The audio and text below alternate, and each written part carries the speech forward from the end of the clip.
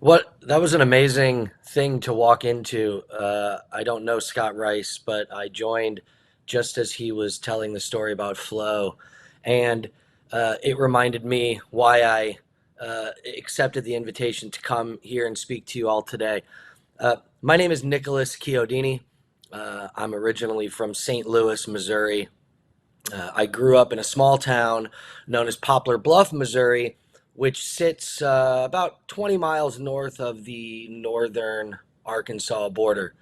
Um, I now live in Los Angeles, California, and I split my time between Missouri and California. And so I feel like I have a really good perspective um, on firearms as both an advocate for them, a user of them, and someone that understands the limitations that should be placed on them. I wasn't really sure what I was going to talk about today because, me personally, I'm not a victim of a mass shooting, or so I thought. And the reason that I say that is because I realize in hearing stories like the one that I just heard, that I have to live with hearing the stories of fellow Americans and people that are in my community or near my community suffering these kinds of losses every single day. And about an hour ago, I was looking at the news and I saw that once again, the bipartisan group of senators working on some very, very mild yet forward steps into some gun responsibility have already stalled. And Senator John Cornyn is now unsure if they're going to be able to pass any significant laws whatsoever related to gun responsibility. I find it absolutely astonishing. So before I dive into my history, I want to just ask why it is that the men and women in politics seem so unable to just acknowledge the truth. And what I mean by the truth is the truth that guns are a part of American society. They always will be, and they should be.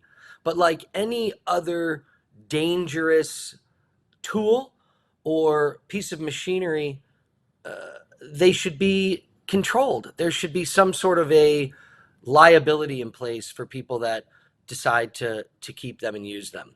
So when I was a kid, I was fascinated by two things: American history and hunting.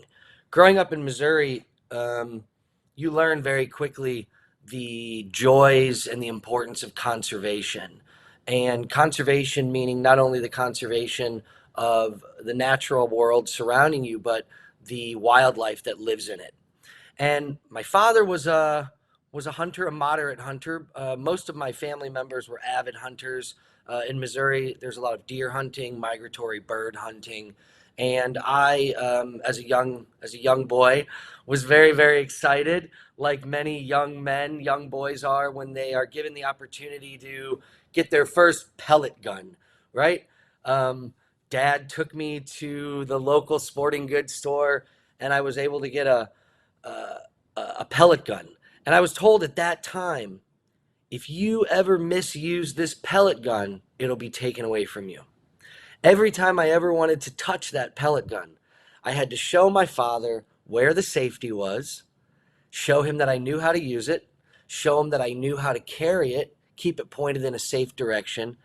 And that was a pellet gun. Well, I did a good job with that. And a couple of years went by, and similar to many other young guys, when I was about 13 years old, my uncle Angelo gifted me a 410 shotgun.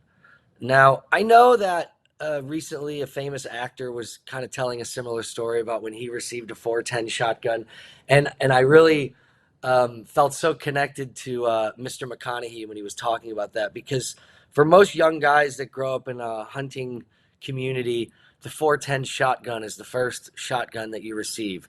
Mine was a double barrel, um, so it had two shots and two triggers, and I got to take it dove hunting with my dad and my uncle Angelo and my godfather Nick Perino, and I was so excited. But the one thing that I wasn't aware that I was going to have to do before I ever got to go dove hunting was I was going to have to go and take a hunter safety course. Now, this course was not only required by my father, it was actually required by the state of Missouri in order for me to get a migratory bird license. So we had to go to Merrimack Community College in the suburbs of St. Louis and spend a weekend, my dad and I, in school, literally in school, to learn about proper safety precautions when using a firearm. In this case, just a shotgun, a 410 shotgun. Um, I remember learning all about uh, when you're walking, where you should always keep your rifle pointed and how you should never do certain things and how you should be required to do other things. And the thing that I learned more than anything else was to have a healthy fear of that weapon. Uh, the state of Missouri, in my opinion, at that time was so responsible. I felt so kind of cool, and it felt like such an amazing moment in my life that I was old enough and now smart enough and now officially responsible enough to be able to go hunting with my dad. Now that year, I don't think I got any doves. Everybody else did, but I didn't. However, I did get to graduate from that to a 20 gauge shotgun. And the next year, I believe my passion for hunting ensued and really didn't stop for many, many years. Um, and over the course of that time, I grew up, and my favorite subject, as I said, in school was American history, and in particular, um, the American Revolution, which is the first time that I really had the opportunity to learn about the Second Amendment. And I remember reading about how the British Army um, would go around landowners, people that were, tending to their flocks and keeping their crops safe, and they were protecting their land from occupation by the British. They had firearms, and the British Army would find reasons to take those weapons away, whether it was public drunkenness or anything at all, frankly, that they could pin on a person to potentially take away their weapon. And I thought, wow, that's amazing. The Second Amendment really, really matters, because when the United States and the colonists were trying to gain their independence, that was a tactic that was used by an imposing government to take away their rights to own property or to protect their property. So I really believed with every fiber of my being in the Second Amendment. The thing was, though, is that was, how do I even say this? That was a naive stance. That was something that someone that was a teenager would read and realize, and rather not realize, was a blanket thought and a blanket statement to make. And I would imagine that you senators, in particular senators like Ted Cruz, who is a constitutional lawyer who has studied for many, many years about the actual meaning of the Second Amendment, would understand that while that blanket statement is a very important one, and the Second Amendment is very important, it's not as simple as just that. So more and more over the years, I read more and more about the Second Amendment, and as I became a young man and moved my way from Missouri, um, I started to understand a little bit more how there were so many people that not only didn't understand the Second Amendment, but didn't respect the Second Amendment. And the funny thing about that was primarily people who were owners and enthusiasts of firearms. Now, for me, I think it's really important that every American have the right to a firearm. I'm not someone that would come in here and say, ban everything, get rid of every firearm, nobody should have a gun, every person that has a gun is a bad person, every person that doesn't have a gun is a good person, because I don't believe that's true. Um, I do believe, however, that firearms ownership is a responsibility as much as it is a right. And while I may not have a perfect speech to convey that, I do believe that what we've lost in this country, and in particular from those who adhere to and follow the quote unquote teachings or doctrines of the National Rifle Association, are grossly misguided and are being conned. And that includes a lot of the people here listening today, potentially, if anyone is here even actually listening. Um, you do not have the right to own any weapon that you want. You have the right to protect your property, and you have the right to protect your life on that property. The notion that you should be able to build an army of your own um, is absurd. I think when one begins to really look at the importance of gun safety, gun responsibility versus gun ownership, they have to take into account what happens when you put nothing in place. And I know that this has been said a million times, but you don't just let anyone get behind the wheel of a car. You have to register a car, you have to carry insurance on a car. Every year, you have to have that car inspected. You have to re-register for your license every few years. Even every fewer, more and more years, you have to retake the test. And yet, that argument is used as a Trojan horse to say, well, we should just ban cars. When in actuality, what you should do is you should look at a weapon and understand that a person like me, who is a proud gun owner and who is a proud um, supporter of the Second Amendment, I want those laws in place. I want to have to take my firearm every year and have it re-registered. The last firearm that I bought was in 2006 out here in California. I went to a place in Burbank, in Pasadena, California, an amazing little store called Turner's Outdoorsman, and I bought a Glock 22. Now, a Glock 22 is a 40 caliber handgun in the state of California. I have 9 rounds in the clip and one in the chamber for a total of 10 rounds, and I keep that firearm in my bedroom in an undisclosed location for my protection. That firearm has never left my bedroom. I've never had to use that firearm, and I pray that I never will have to use that firearm. But I also pray that that firearm is never taken away from me. So I do believe in the right to have a weapon. But I also think about the fact that when I went and got that firearm, when I went and got that Glock, there really wasn't anything that I had to do, even in the state of California. I mean, I filled out a Scantron sheet. It was like a one-page, have you ever done this? Have you ever done that? Are you this? Are you that? Da da da da da da da da.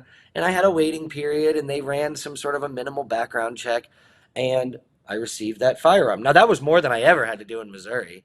I mean, in the state of Missouri, even when I was a kid, even though I was touting the responsibility that they put in place with the hunter education program, you don't have to really do anything there.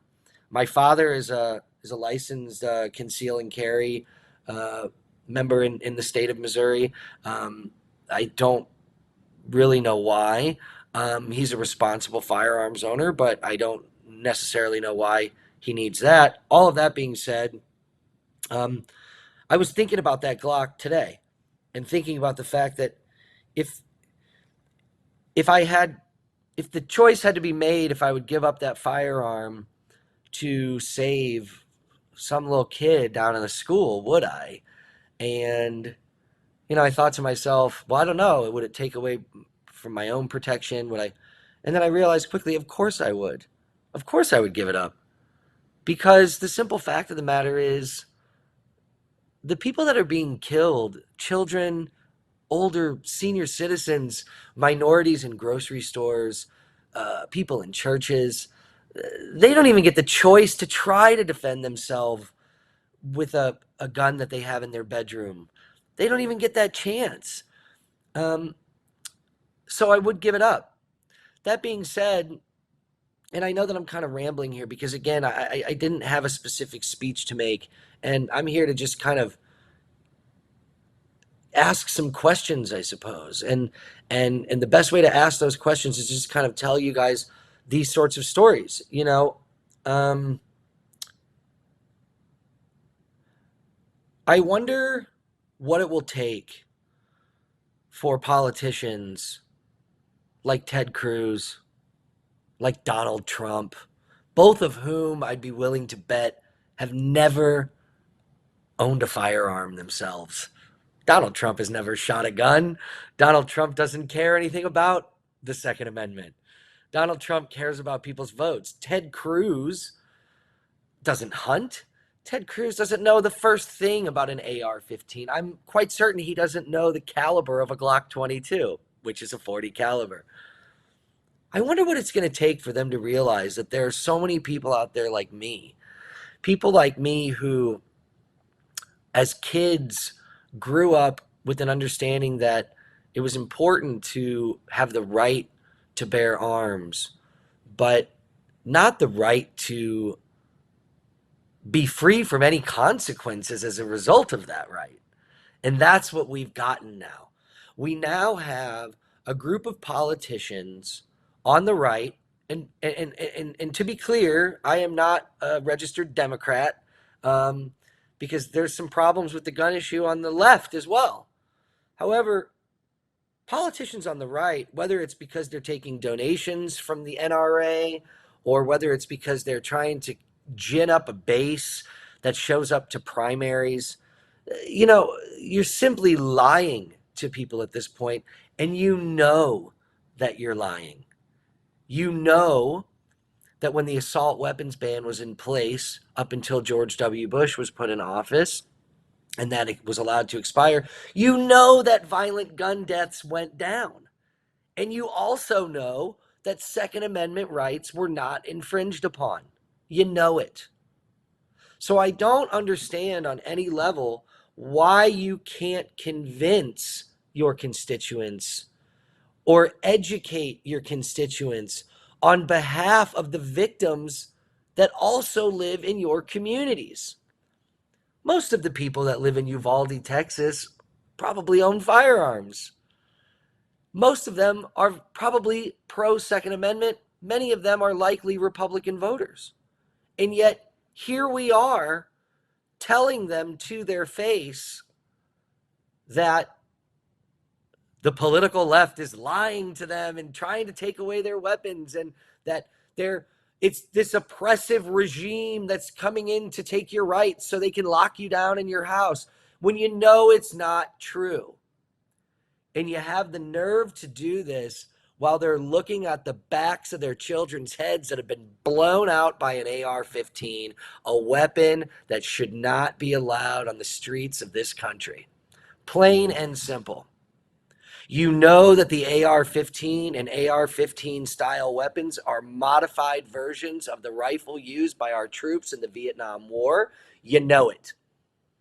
And yet you refuse to allow it to be compared to an assault rifle, when that is exactly what it is by definition, as manufactured and as advertised. You know that the NRA went from being the National Rifle Association that not only endorsed but supported and paid for hunter education programs in states like Missouri, where I grew up, where I was educated to have a responsible fear of weapons. You know that that National Rifle Association is now nothing more than a money grift designed to sell more weapons at any cost, at any price, as low a price as they can get to anyone who wants one. You know it.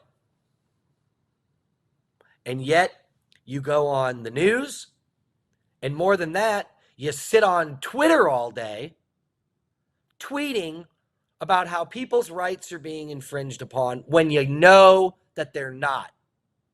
When you know that the people whose rights to life, liberty, and the pursuit of happiness, you know that those people's rights are being infringed upon when their children are being slaughtered at school, when their grandma is being murdered at church, when their best friend is being killed in a grocery store or at a concert in Las Vegas.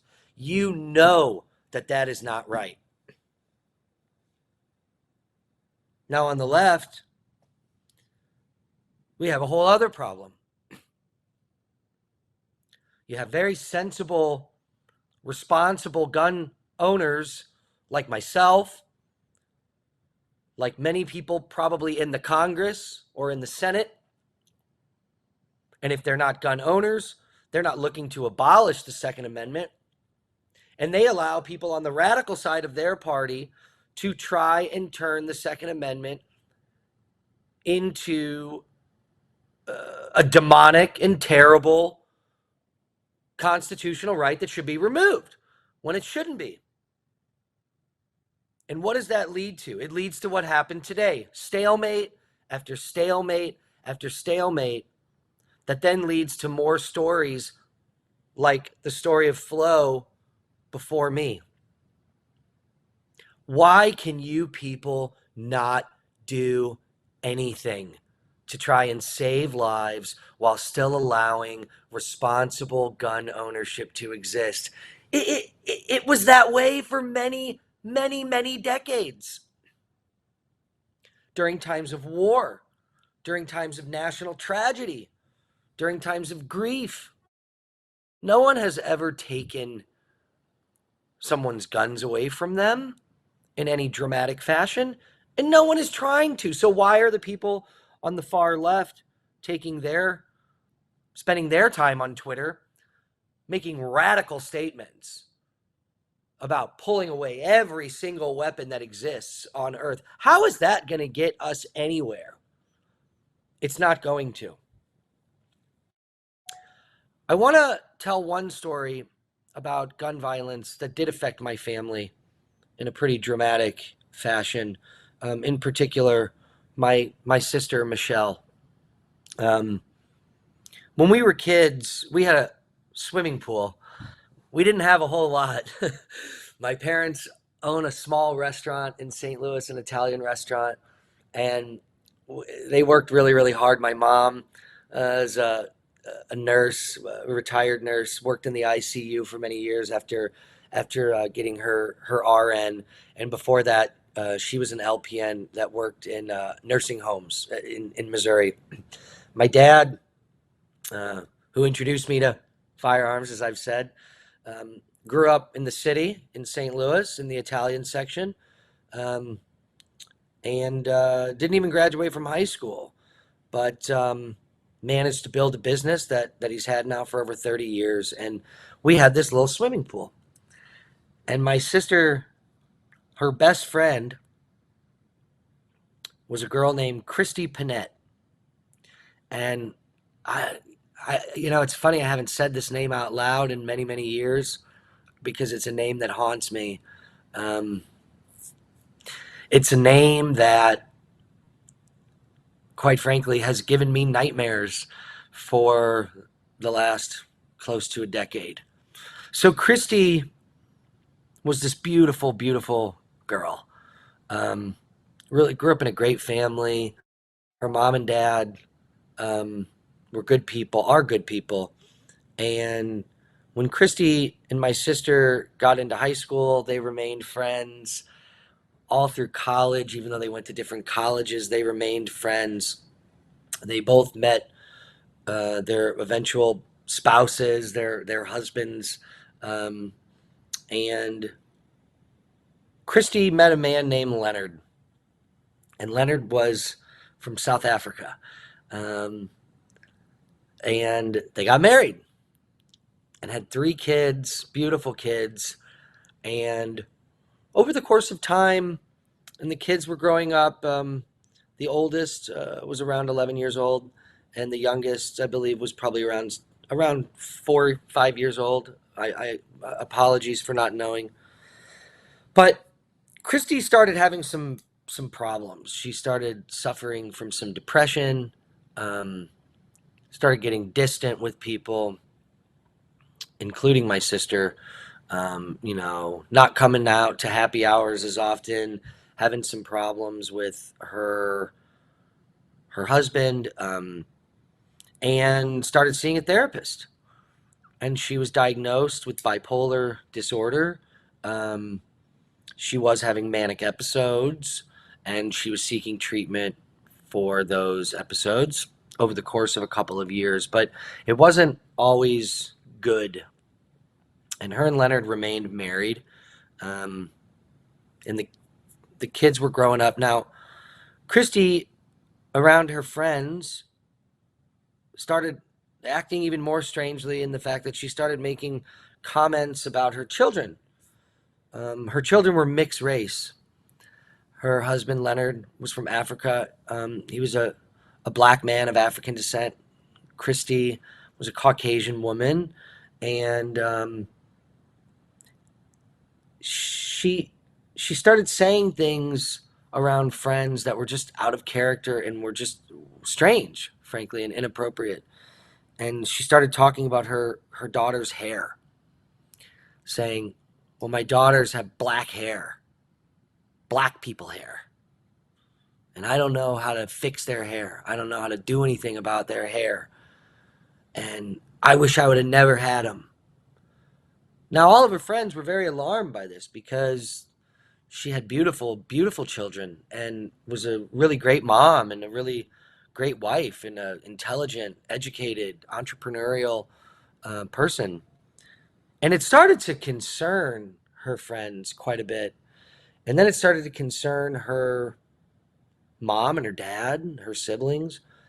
And eventually it started to really concern her husband, Leonard, because her demeanor was changing. Her depression was getting deeper. Her manic episodes were becoming more and more frequent. So they asked Christy to go and see the doctor. And she went and saw the doctor. And the doctor agreed that she was not doing well and that she needed to seek further treatment and recommended that she be admitted, for psychiatric evaluation. And the family agreed. Christy disagreed. And she didn't want that voluntary treatment.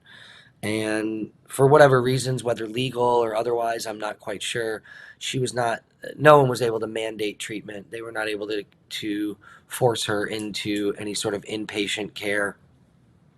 So they tried their hardest to keep her in therapy. And she was going, and they upped her meds, as we like to do in this country, just give her some more medications and, brain zaps. But unbeknownst to any of them, even though she had been diagnosed with severe bipolar disorder, pushing on what used to be known as manic depression, Christy was able to walk into a little old store in Blue Springs, Missouri, just outside of St. Louis, and pick herself up a 9mm handgun. And so she did. And over the course of some time, rather than going to her therapy, she went to the gun range. Nobody checked. Her doctor, nobody followed up. Any type of background check that was performed when she purchased that 9mm, it didn't go as far as to see that her very, very, very specific diagnosis should have, at the very least, raised a little bit of a red flag as to why someone diagnosed with severe depression and bipolar disorder, someone who had never purchased a firearm, had no known experience with a firearm, why that person suddenly drove 60 miles away from their house and bought a handgun. And she has more than a right to have a handgun. I wouldn't dispute that, but had that background check given some amount of information without invading her privacy too much, maybe just a little deeper dive, that they could have said, well, we're just a little concerned. We just have a couple of questions about your medical history. Had any of those things been possible,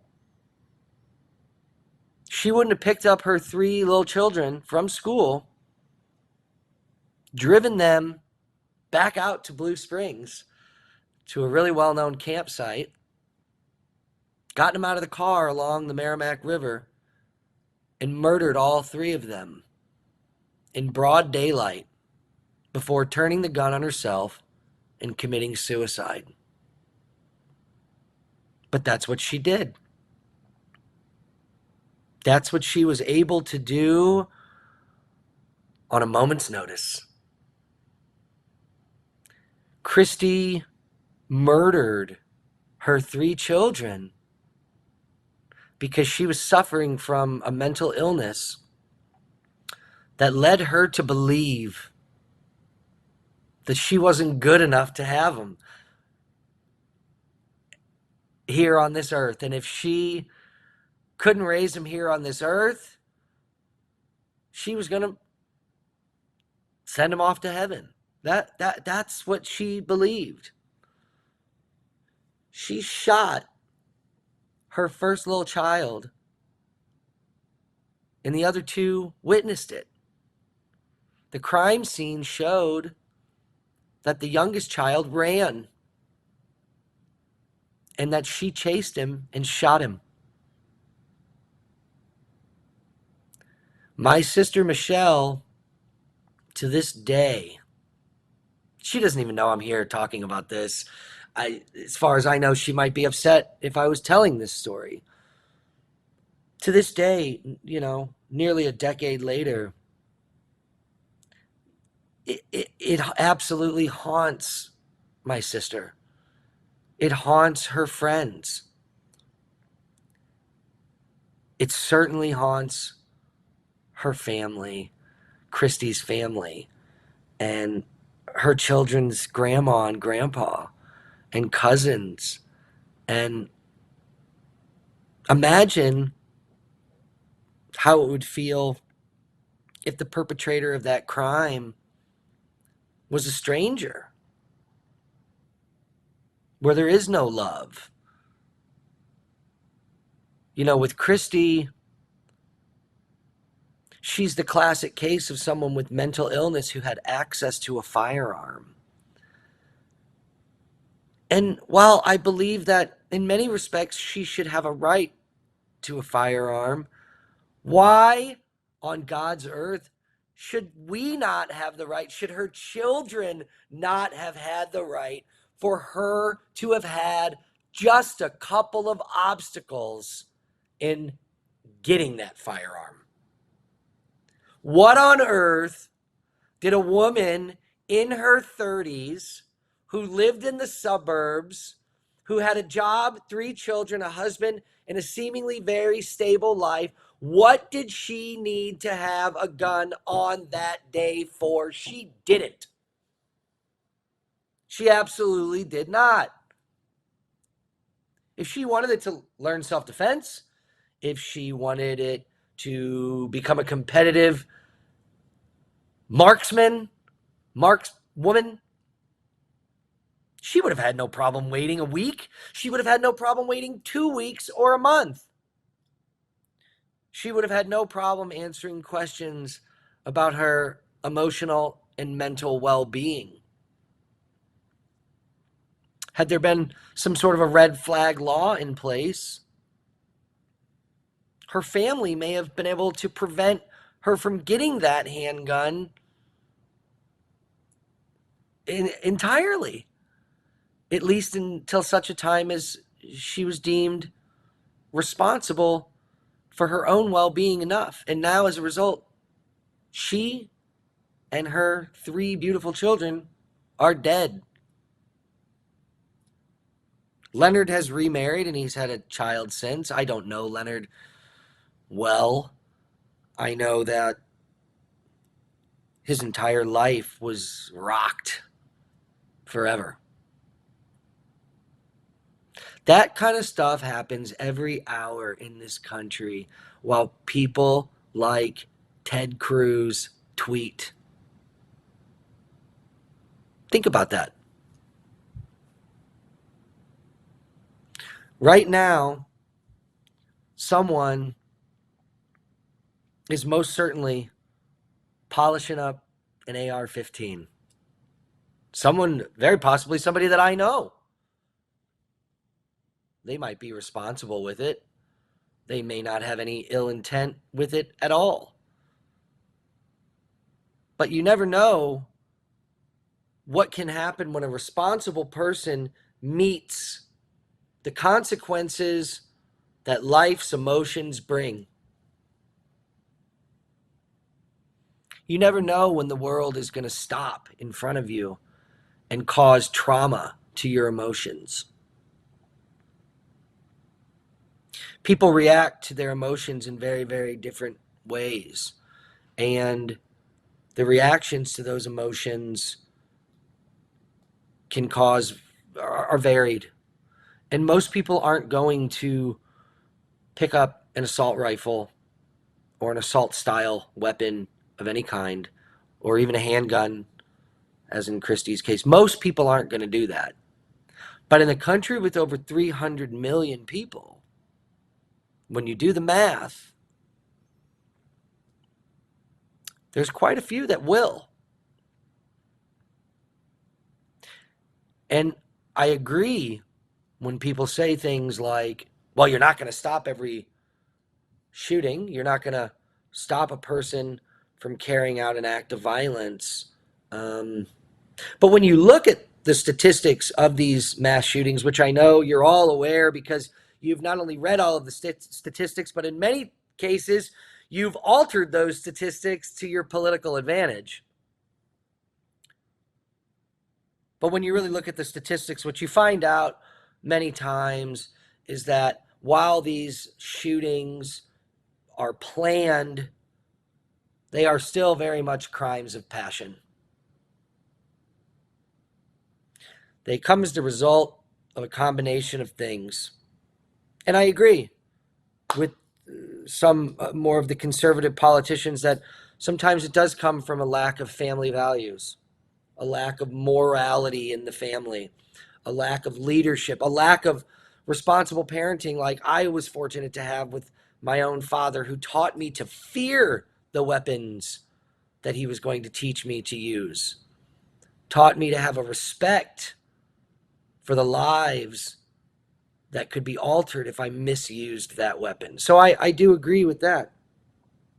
I also agree, as someone who works in the entertainment business, that Hollywood and the entertainment business, that includes video game manufacturers, are absolutely disgraceful in their hypocrisy towards firearms.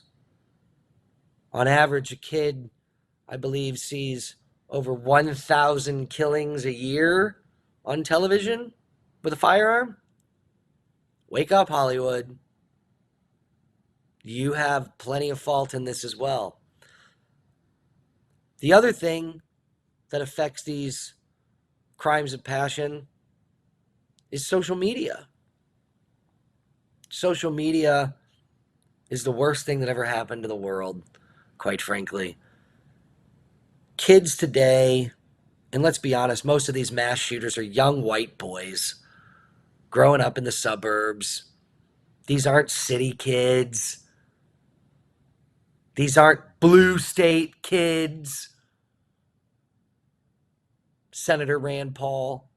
They're from states like yours, states like Texas, Buffalo, New York, not exactly a bastion of progressiveness. They're kids from everywhere, but they're mostly white suburban kids. They're being influenced by video games, by television, by politicians, and by social media.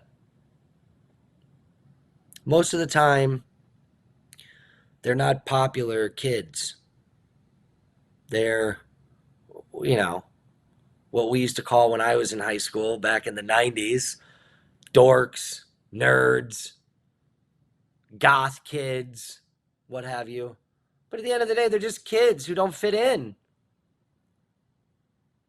And it's a sad state of affairs that while they're having a difficult time at school, they go home and there is no safe harbor there. Because in their effort to try to fit in, They join Instagram. They're on Snapchat. They're on all different sorts of social media, and the bullying continues. Most of the time, these kids are themselves being picked on. And just like I said about we don't know how people react when their emotions take over, for some of these kids, when those emotions take over, they think about violence. They think about violence because of what they see, because of what they hear, and because in many cases, they are able to get support in their positions from people who don't have the slightest idea or respect for what the Second Amendment and gun ownership are. And then they're able to go out and buy an AR-15 on 1 day's notice, if even. How on God's earth is it that a young man can be arrested and put in jail for drinking a beer at a park, but he can go and buy an assault weapon?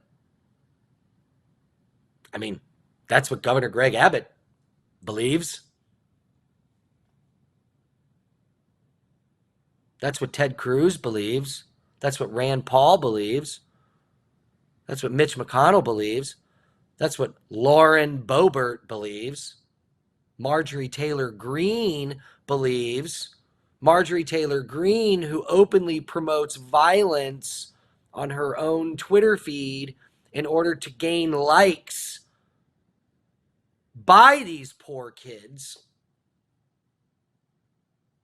A disgusting, disgraceful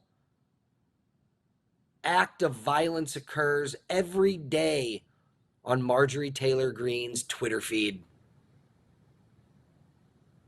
She's a disgrace to the Second Amendment, and she is a disgrace to the children that are being murdered as a result of the laws that she refuses to support, and that many of her colleagues refuse to support.